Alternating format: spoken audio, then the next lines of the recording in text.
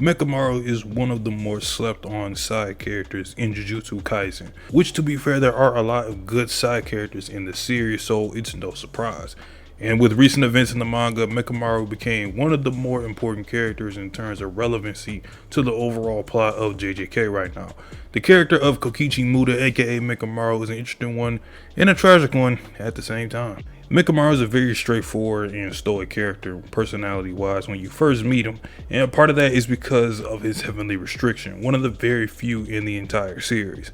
While characters like Maki and Toji have a heavenly restriction that raises their cursed energy to effectively zero the day they are born, but in exchange gifted a superhuman body physically.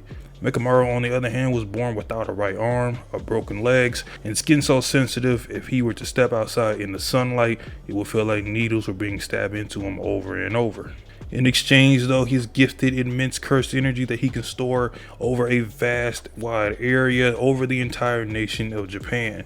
While his body rests in a bathtub filled with tubes of blood and probably other fluids, he dispenses cursed energy into his robot puppets, and this is how he's able to communicate and look at the world like everyone else. In the Kyoto Goodwill arc, he faced off against Panda, someone who's pretty similar to him. While Panda is a cursed corpse, he's human on the inside with the outside appearance of a panda.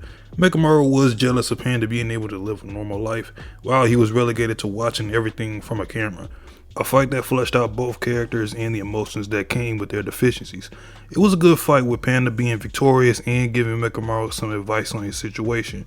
The anime did a phenomenal job at adapting this part of the arc. Sadly though, for my boy, this is still a hard life for him. His Kyoto classmates and him have a pretty good relationship, and he wants to be able to walk alongside them with his real body, especially Miwa. For a character like Mechamaru who has such a handicap like this, I feel like people who have had severe injuries or disabilities could relate to his character. That feeling of being shut out from the world because of something you were just born with is a terrible experience. With all of this resting on his head, Mechamaru made a deal with the devil, Kenjaku, via a bonding vow with Mahito, with Mechamaru's hundreds of puppets spying on all the events prior to Shibuya and giving Kenjaku information and footage. In return, Mechamaru will be healed of all his disabilities via Mahito's idol transfiguration. By the way, he's able to spy on people and the areas with these mini Mechamaru communication puppets that work like cameras. And when the search for Mechamaru was underway because Tokyo and Kyoto felt suspicious of him because of how vast his puppets can spread, made him culprit number one. But while Miyuji, Megami, Nobara, and Utahime went to look in the room Mechamaru is kept in, he wasn't there. Instead, he's with Kenjaku and Mahito to get his end of the deal. With Mechamaru knowing that Kenjaku and Mahito simply weren't going to let him walk away alive, Mahito and Mechamaru have an epic battle, in which Mechamaru's goal is to get in contact with Gojo so he can inform them about what's going on, and if possible even incapacitate Mahito and Kenjaku. But sadly, that's simply false hope. A dream, some would say, because of the nightmare seeing Kokichi meet his sad demise via Mahito. Kokichi's dream of one day walking alongside his fellow Kyoto classmates is over.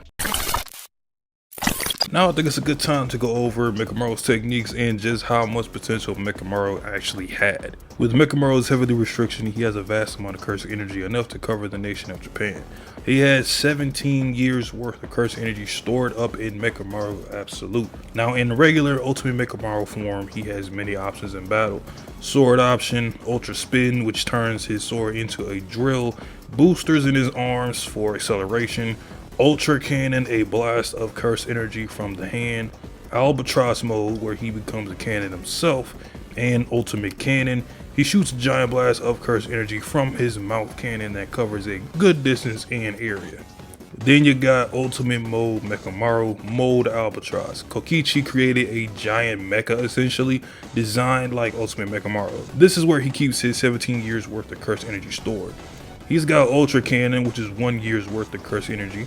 He's got Miracle Cannon, a two-handed blast that is 2 years worth of cursed energy. And Pigeon Viola, which is basically 5 orbs that operate like homing missiles. They won't stop until it comes in contact with something. This is 5 years worth of cursed energy. He's also got his own symbol domain that he invented that are stored in these tubes and activated with a technique charge. From there, Kokichi can turn his fingers into spikes or shoot them and inject someone with simple domain's effects.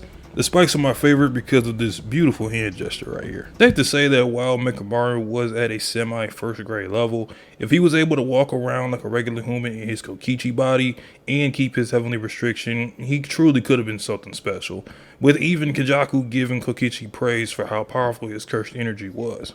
Even after the battle with Mahito, Mechamaru had one last chance of helping out his fellow sorcerers.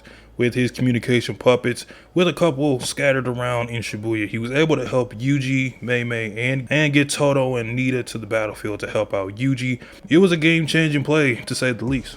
But this is a sad story overall, because Kokichi's last moments were with Miwa, letting her know that she isn't weak, but he is. He made a mistake and he couldn't go through with it. He loved Miwa. He thought it didn't matter what world they lived in as long as he was by her side. Even though he might not have been the one she wanted protecting her, he tells her to find her happiness. Mechamaru officially dies out, and that's the end of his tragic story. However, up to this point in the manga right now, it's safe to say Mechamaru's impact on the story of Jujutsu Kaisen was a part of something far greater than I think even he anticipated. Over time grew to be a introspective character like most of his fellow young sorcerers, even though he had a very sad end twice. I love the giant Mechamaru in his fight with Mahito. In his Kokichi body, you actually see his personality come out more and more in his fight. Kokichi himself was even a precursor to everything that took place in Shibuya and beyond. And in my opinion, a very underrated character. That's the end of the video. Let me know in the comment section if you enjoyed the video and your thoughts on Kokichi Muda as a character. Leave a like and subscribe if you enjoy the content. It's King Steph, and I'll holla at y'all in the next one. Peace.